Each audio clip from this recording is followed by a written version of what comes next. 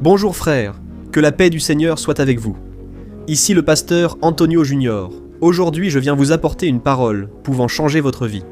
Si vous avez des difficultés à atteindre la prospérité, si vous sentez que l'argent ne dure pas jusqu'à la fin du mois et que les dettes commencent à frapper à votre porte, ce message est pour vous aujourd'hui. Ne désespérez pas, car je vais vous montrer le chemin, d'accord ? Il existe un secret pour que la prospérité commence à arriver dans votre vie. Et je vais tout vous montrer basé sur la parole de Dieu. Et si vous mettez en pratique les conseils que je vais vous donner ici, vous aurez certainement une vie prospère. Amen. Mais pour cela, j'ai besoin que vous regardiez cette vidéo jusqu'à la fin. Alors, vous qui n'êtes pas encore abonné à ma chaîne, cliquez sur le bouton s'abonner, qui se trouve juste ici sous la vidéo. Je vais attendre que vous le fassiez. Une petite cloche va apparaître à côté. Cliquez dessus et sélectionnez l'option toutes. C'est très important. Comme ça, vous recevrez la notification des prochaines vidéos que je publierai. D'accord ? Chaque jour, matin, après-midi et soir, je publie prières et messages pour t'encourager dans ta marche avec Dieu. Rejoins-moi. D'accord, mes frères ? Beaucoup de personnes croient que vivre une vie misérable est la volonté de Dieu. Mais je suis ici pour te dire que ce n'est pas le cas. Et je vais te le prouver dans la Bible. D'accord ?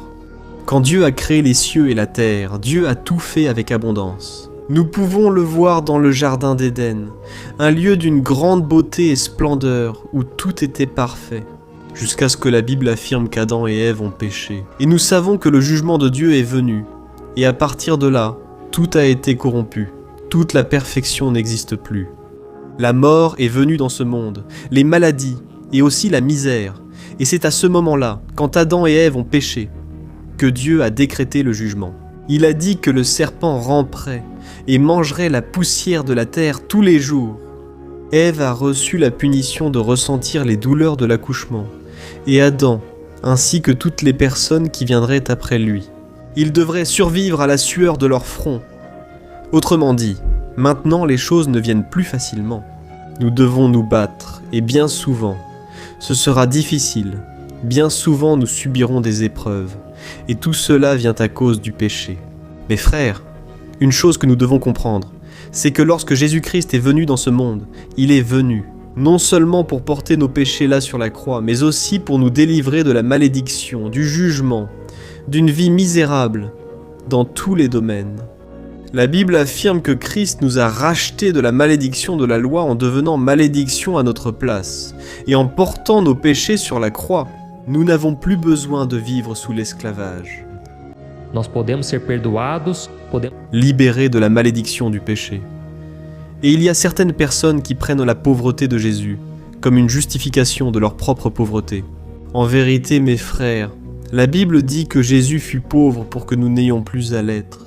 Et je veux lire avec vous ce qui est écrit dans 2 Corinthiens, chapitre 8, verset 9. Faites très attention. Vous connaissez la grâce de notre Seigneur Jésus-Christ, qui, étant riche, s'est fait pauvre par amour pour vous, afin que, par sa pauvreté, vous soyez enrichis. Regardez cela, frères. Le désir du Seigneur pour ses enfants est que nous soyons tous prospères. Mais pourquoi beaucoup ne le sont-ils pas encore ? Le grand problème, c'est que beaucoup ne savent pas encore qu'ils ont droit à cette promesse. Et je veux vous donner un exemple qui va vous aider à mieux comprendre cela, d'accord ? Un jour, un jeune homme d'Angleterre a décidé qu'il voulait voyager dans un autre pays à la recherche de richesses. Alors, il a économisé autant qu'il pouvait pour acheter un billet de 3e classe sur un navire. Et il est parti pour les États-Unis. Et même s'il n'avait pas assez d'argent pour acheter de la nourriture, ce jeune homme croyait que son aventure en vaudrait le sacrifice. Alors il est monté à bord du navire. Il est descendu en 3e classe, et à chaque repas, il restait seul dans sa cabine sombre, imaginant le moment où il arriverait à New York. Voilà ce qui s'est passé. Ce voyage a été retardé de plusieurs semaines à cause d'une grande tempête en mer, qui a obligé le navire à changer de route. Les jours ont passé jusqu'à ce que le navire reprenne sa route vers sa destination. Mais ce jeune homme était déjà très affaibli par le manque de nourriture, et il ne supportait plus la faim. Jusqu'à ce qu'il monte à la cafétéria du navire, et pour la première fois, il demande un repas, dans l'espoir que quelqu'un ait pitié de lui. Il a supplié, pour l'amour de Dieu, que quelqu'un lui donne à manger. Il n'en pouvait plus. Alors l'employé du navire lui a donné une assiette de nourriture, et il a mangé comme s'il n'avait jamais mangé de sa vie. C'est alors qu'il s'est approché de ce serveur pour demander l'addition, même s'il n'avait pas d'argent pour payer. Mais à ce moment-là, le serveur a commencé à rire, et il a dit au jeune homme « Oh mon fils, tu ne sais pas ça. Quand tu as acheté le billet, le prix des repas était déjà inclus. C'est ce qu'on appelle « AO ». Autrement dit, ce jeune homme, mes frères, avait le droit de manger tout ce qu'il voulait. Nourriture, boissons, desserts. Mais, parce qu'il ne le savait pas, il a traversé beaucoup de difficultés. Frères, je sais que beaucoup de chrétiens sont comme ce jeune homme. Ils reçoivent le billet pour le ciel par la foi en Jésus. Mais ils oublient que dans ce billet est aussi incluse la promesse de prospérité. Ici sur terre, frères, Jésus lui-même a dit que dans ce monde, nous aurions des afflictions. C'est pourquoi je ne suis pas ici pour promettre une vie parfaite, d'accord ? Je ne promets pas une vie sans problème, sans difficulté. Mais je suis ici pour te dire que Jésus a aussi dit qu'il est venu pour nous donner une vie en abondance. C'est écrit dans Jean, chapitre 10, verset 10. Et tout comme ce jeune homme n'avait pas la connaissance nécessaire, beaucoup de personnes souffrent aussi par manque de connaissance, comme il est écrit dans le livre d'Osée. Alors, si tu veux être une personne prospère, la première chose que tu dois comprendre, c'est que le Christ t'a déjà donné ce droit à travers sa mort et sa résurrection. Il est venu pour que tu aies une vie en abondance. Et peut-être que tu te demandes, mais pasteur, comment puis-je avoir accès à ce droit ? Alors, sache que tout commence par la motivation de notre cœur. Si tu veux avoir la prospérité, la première chose que tu dois... Ton cœur est correct. Examine-le pour savoir quelles sont tes véritables motivations. Veux-tu avoir la prospérité dans l'intention d'aider plus de personnes, ou veux-tu simplement avoir une vie meilleure ? Te soucies-tu vraiment du bien-être des autres, ou veux-tu utiliser cette prospérité comme un moyen d'attirer plus de personnes vers le royaume de Dieu ? Ou ton désir est simplement de montrer aux gens que tu es capable, ou simplement de montrer que tu as beaucoup d'argent ? La réponse est, pour que nous ayons une vie meilleure, nous devons d'abord avoir un but. Si tu veux devenir prospère, il est très important que tu aies la bonne motivation. D'accord ? Mais alors, pasteur, comment puis-je avoir la bonne motivation ? Mets Dieu en premier dans ta vie et laisse le Seigneur habiter dans ton cœur. Amen. Si tu as déjà remis ta vie à Jésus, maintenant tu as le Saint-Esprit et il va te guider en tout. Et la chose la plus Importante agora a se fazer é obéir à sa voix, c'est obéir à la parole du Seigneur, ça ne sert à rien. Nous voulons avoir la communion avec Dieu. S'il y a en nous tant de mauvaises choses, tant de choses inutiles, notre cœur doit être une demeure propre, pure et sanctifiée. Amen. Et cela n'arrivera, mes frères, que lorsque nous changerons notre façon de penser. Dans Romains 12,2, il est dit que si nous changeons notre façon de penser sans nous conformer au monde et à notre entourage, nous expérimenterons la volonté du Seigneur, qui est bonne, parfaite et agréable. Tu veux expérimenter cette volonté de Dieu ? Alors change ta façon de penser, mes frères. La chose la plus difficile, c'est de ne pas se laisser influencer par les personnes qui nous entourent. Nous voyons un exemple à l'époque de Jésus, lorsque cet aveugle a commencé à crier « Fils de David, aie pitié de moi ». La Bible dit que les personnes qui entouraient cet aveugle de Jéricho ont commencé à dire « Arrête de déranger le maître, retourne à ta petite vie, tu ne seras pas guéri du tout ». Et la Bible dit que Jésus s'est arrêté dans ce qu'il faisait. Il est allé à la rencontre de cet homme aveugle et l'a guéri. Frères, nous devons arrêter d'écouter les personnes vaincues. Les personnes qui n'ont rien construit dans la vie, les personnes qui veulent toujours nous rabaisser. Tu dois t'inspirer des personnes qui ont réussi. Si tu quer ser grande empresário, prends exemple sur ces hommes qui ont réussi, sur ces hommes qui marchent avec Dieu et qui n'ont pas laissé la prospérité, les richesses dominer leur cœur. Ils n'ont pas compromis leurs valeurs. Prends exemple sur eux, d'accord ? Et peu importe si tu viens d'une famille pauvre, tu peux prospérer, tu peux être celui qui va rompre avec la misère, avec la pauvreté. Et je ne suis pas en train de dire ici, mes frères, que c'est un péché d'être pauvre, d'accord ? Nous vivons dans un pays qui a traversé beaucoup de difficultés, beaucoup d'entre elles à cause de la mauvaise gestion des dirigeants. Mais je suis ici pour vous dire que votre réalité peut changer, mes frères. Je me souviens que lorsque je me suis converti, lorsque j'ai donné ma vie à Jésus, l'argent ne restait jamais dans ma main. On aurait dit que ma poche était trouée, rien ne marchait. C'est alors que j'ai pris la décision de croire que les choses allaient changer. Je n'ai plus accepté cela dans ma vie, j'ai saisi la parole du Seigneur qui dit que toute malédiction a été brisée en Jésus. Je n'ai plus accepté la misère et c'est alors que j'ai pris des décisions. Elles ont contribué à ma prospérité. J'ai commencé à travailler, mais j'ai vite compris que si je restais dans cet emploi où je gagnais si peu, je ne grandirais jamais. Je n'aurais jamais d'argent de côté sur mon compte, mes frères. Et c'était une lutte à cette époque, parce que je me disais que si je tombais malade, je n'aurais pas d'argent pour acheter des médicaments. J'étais dans une zone de danger. Porque os meus cartões de Tout le monde avait déjà dépassé la limite. Je ne savais pas quoi faire pour payer ces factures, et j'ai commencé à m'endetter, et j'ai commencé à implorer la miséricorde de Dieu. Et c'est alors que cela m'a donné de la force, et je n'ai pas accepté cette situation. Frère, le temps a soudainement passé. J'ai commencé à économiser un peu, mais il me manquait encore beaucoup pour avoir une vie plus stable. Et alors j'ai commencé à me renseigner sur les investissements. J'ai commencé à me renseigner sur l'entrepreneuriat, des choses au-delà de mon emploi, pour avoir un revenu supplémentaire.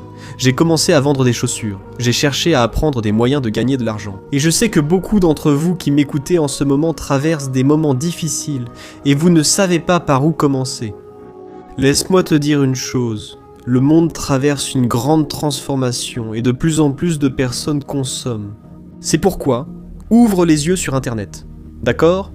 Il existe de nombreuses façons de progresser. Tu n'as pas besoin d'avoir ta propre valeur, ton propre produit. Tu peux être affilié, tu peux vendre les produits de quelqu'un d'autre. Ou tu peux, oui, créer ta propre boutique en ligne. Ou alors, commencer à développer ta propre marque. Ou toi-même sur les réseaux sociaux. Et avec ça, beaucoup d'opportunités peuvent apparaître, mais le principal que tu dois comprendre, c'est que les choses changent, frère. Malheureusement, beaucoup de personnes vont perdre leur emploi dans les temps à venir.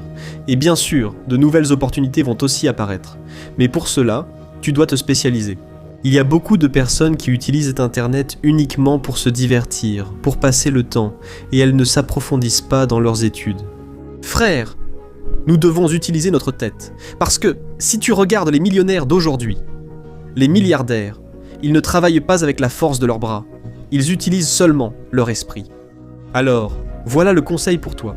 Ouvre ton esprit à de nouvelles possibilités et ne cherche pas à commencer grand, frère. Il y a beaucoup de gens qui ne font rien. Parce qu'ils veulent déjà commencer en gagnant 5 000, 10 000. Quand on propose parfois un emploi à 1000 ou 800 réés, la personne refuse. Mais si elle acceptait les opportunités, elle aurait certainement plus d'expérience. Elle pourrait apprendre de nouvelles choses et pourrait même gagner de l'argent par elle-même. Et je me suis souvenu ici maintenant d'un témoignage que j'ai lu une fois, que j'ai trouvé fantastique, à propos d'un homme appelé David Green. Cet homme est né dans une famille chrétienne, mais toute sa vie il se sentait mal, il se sentait comme la brebis galeuse de la famille. Tout cela parce que c'était une famille de prédicateurs. Beaucoup de ses frères servaient déjà à l'église. Il avait beaucoup de parents pasteurs, c'était une famille très bénie. Mais lui, bien qu'il soit chrétien, il ne pensait pas avoir un don spécial, un don spirituel. Ce qu'il aimait vraiment, c'était manipuler les chiffres, les mathématiques, et il s'intéressait beaucoup aux affaires. Mais il y avait un problème. Chaque fois qu'il progressait, qu'il recevait une promotion au travail, ou qu'il atteignait un certain niveau de succès, il n'avait pas le soutien de sa famille. Il ne recevait pas les éloges qu'il voulait recevoir de sa mère. Et sa mère lui disait toujours « Mon fils, félicitations, c'est merveilleux. Mais ce que tu fais pour Dieu, tu n'accomplis pas ton appel, mon fils, mes frères. » Cela dérangeait beaucoup cet homme, parce qu'il aimait Jésus. Il voulait le servir, mais il savait que Dieu ne l'avait pas appelé à prêcher. Et alors, en 1972, David Green a ouvert un commerce de détail aux États-Unis, appelé Hobby Lobby. Et c'est alors qu'il a commencé à découvrir la volonté de Dieu pour sa vie. Il dit que, bien là, au début, il ne savait pas qu'il pouvait servir Dieu en dehors du ministère, mais ensuite Dieu a commencé à lui révéler cette grande vérité. Aujourd'hui, David Green est un milliardaire américain, l'un des hommes les plus riches du monde, avec une fortune de plus de 7 milliards de dollars. Aujourd'hui, il considère son entreprise comme son ministère. La Hobby Lobby qui est son entreprise, possède plus de 800 magasins répartis dans tous les États-Unis. Et, grâce à son soutien aux missions, il croit avoir déjà annoncé l'évangile à plus d'un tiers de la population mondiale. Et il continue de le faire. Frères, pouvez-vous imaginer cela ? Cet homme est si riche, et en même temps, si généreux, alors que nous ne le sommes pas. Combien il gagne ? Mais il a dit que 90% de son salaire va aux missions. Alors, je t'ai raconté ce témoignage pour que tu comprennes, une bonne fois pour toutes, que peu importe les dons que Dieu t'a donnés, tu peux aider ta famille, les personnes autour de toi, les gens de l'église, tout le monde, si tu as un but et si tu te bats pour cela. Amen alors. Le chemin très important pour que nous puissions atteindre la prospérité est lié à notre générosité. Il est dit dans Actes, chapitre 20, qu'il y a plus de bonheur à donner qu'à recevoir. Et je sais que cette logique peut sembler étrange, mais c'est ainsi que les choses fonctionnent. La prospérité arrive dans la vie de ceux qui sont généreux. La Bible dit, dans le livre des Proverbes, que l'homme généreux prospérera. Celui qui apporte du soulagement aux autres recevra aussi du soulagement. Et là vient une question que beaucoup de gens se posent, n'est-ce pas ? Pourquoi donc tant de personnes qui donnent la dîme, qui font des offrandes à l'église, n'arrivent-elles pas à prospérer ? Est-ce qu'elles sont en train de pécher ? Est-ce qu'elles font quelque chose avec une mauvaise motivation ? Et la vérité, mes frères, c'est que je n'ai pas de réponse précise pour chaque personne, chaque cas est différent. Mais une chose est certaine, beaucoup de personnes pensent que simplement parce qu'elles donnent la dîme, Dieu doit les bénir. Elles pensent que le simple fait de contribuer à l'église, à l'œuvre de Dieu, elles pourront rester assises à attendre que l'argent arrive. Et n'est-ce pas comme ça que beaucoup de gens restent les bras croisés ? Elles ne se spécialisent pas, ne cherchent pas à gagner de l'argent, justement parce qu'elles ont une vision erronée de l'argent. Elles pensent que c'est un péché de devenir riche. Elles pensent que c'est un péché d'avoir beaucoup d'argent. Après tout, la plupart des riches ne cherchent pas Dieu. Mes frères, comme je l'ai dit au début de la vidéo, si nous ne changeons pas notre façon de penser, nous n'arriverons pas à prospérer, frères. Je parle pour moi-même. Combien de fois il me semblait que cet argent n'était pas pour moi, et alors je fermais les portes de mon cœur. Je pensais que ma réalité ne changerait jamais, et je ne savais pas non plus gérer mon argent. Je donnais la dîme, tout comme aujourd'hui, je contribue à l'œuvre de Dieu, et c'est 90% qui me restait. Je ne savais pas gérer. Chaque fois qu'il me restait un peu d'argent dans la poche, je voulais le dépenser, je voulais l'utiliser pour quelque chose. Je ne pensais jamais à économiser ni à voir le capital grandir. Un détail très important. Vous devez aussi observer comment sont les personnes de votre maison. Comment sont vos frères et sœurs, vos parents, vos enfants. Est-ce que tous sont un bon exemple pour vous ? Ou bien sont-ils des personnes dépensières qui sont toujours endettées ? Si c'est le cas, vous devez rompre avec ce cycle, d'accord ? Et pour revenir à la question de la dîme, beaucoup de gens pensent que s'ils ne donnent pas la dîme, ils seront maudits. Que Dieu va fermer les portes du ciel, que le orador vai vir.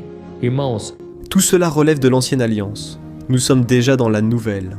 Et maintenant, la dîme n'est plus obligatoire, parce que la dîme était une obligation pour le peuple d'Israël. Comme s'il s'agissait d'un paiement d'impôts pour maintenir le temple en fonctionnement. Les prêtres, les lévites, et cela n'existe plus.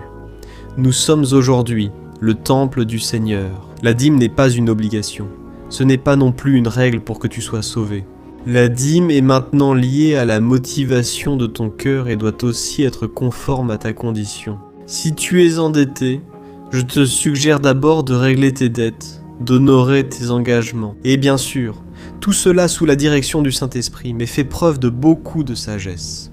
D'accord, ça ne sert à rien d'aider les autres si toi-même tu es submergé par les dettes. D'accord ? Prends soin de toi, de ta maison, et ensuite tu pourras t'occuper des autres. Je ne dis pas que tu ne dois pas partager ton pain. C'est pourquoi, laisse-toi guider par le Saint-Esprit, mais surtout, suis ce principe. Dieu connaît la motivation de ton cœur. Amen, je veux te lire un verset qui se trouve dans 2 Corinthiens, chapitre 9, verset 7, qui dit ceci. Que chacun donne comme il l'a décidé dans son cœur, sans tristesse ni contrainte, car Dieu aime celui qui donne avec joie. Regardez ça, frère. Comme je l'ai dit, nous sommes dans la nouvelle alliance. Et maintenant, les chrétiens doivent vivre selon la générosité, et non par obligation, comme s'il s'agissait d'un paiement d'impôts. Dieu aime celui qui donne avec joie, et non celui qui le fait par obligation ou par peur d'être maudit. Donc, la qualité de votre offrande vaut bien plus que le montant qui est déposé. D'accord. J'ai beaucoup d'expériences où Dieu m'a soutenu, a ouvert des portes et tout cela, a été généreux. J'ai eu un but qui est d'aider de plus en plus de personnes. Et, quand j'aide les gens, l'œuvre de Dieu, je la fais avec joie, sans attendre de recevoir quelque chose en retour, parce que Dieu ne fait pas de marchandage avec personne. Dieu bénit par la grâce, par la faveur, et de façon méritée pour ce que Jésus a fait pour nous. Et surtout, je fais toujours attention à ce que l'argent ne prenne pas le contrôle de mon cœur. Nous ne pouvons pas servir Dieu et l'argent.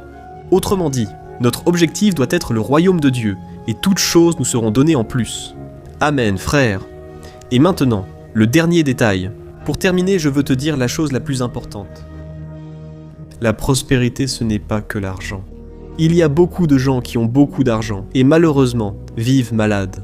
Il n'y a pas d'harmonie, pas de paix à la maison, pas de relations saines avec la femme, le mari, la famille se dispute tout le temps, pleine de problèmes, les enfants ne parlent pas avec les parents, non. Bref, Dieu veut que nous soyons prospères dans tous les domaines de notre vie, et pas seulement dans l'argent, et quand nous avons une vie de communion avec lui.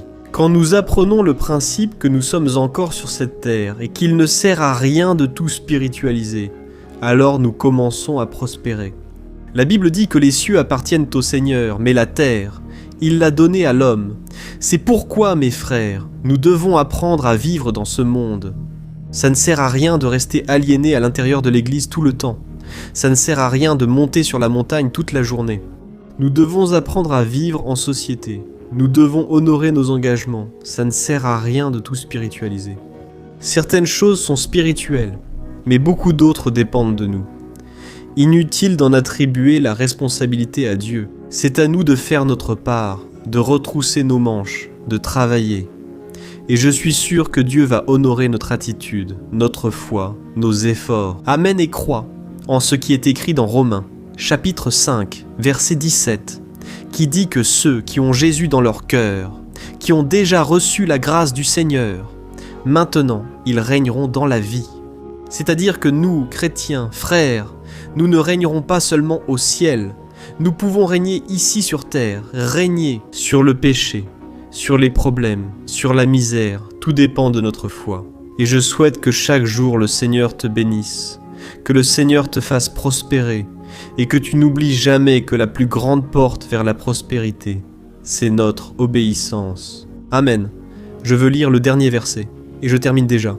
C'est écrit dans Josué, chapitre 1, versets 8 et 9. Regarde ce qu'il dit. Ne cesse pas de parler des paroles de ce livre de la loi et de méditer dessus jour et nuit, afin que tu accomplisses fidèlement tout ce qui est écrit. Alors seulement tes chemins prospéreront et tu réussiras. Amen, je suis le pasteur Antonio Junior. Si vous avez aimé, partagez ce message. Beaucoup de personnes peuvent être transformées par la parole que j'ai apportée ici, par les conseils, par les enseignements. Et je t'attends dans la prochaine vidéo. Que Dieu te bénisse.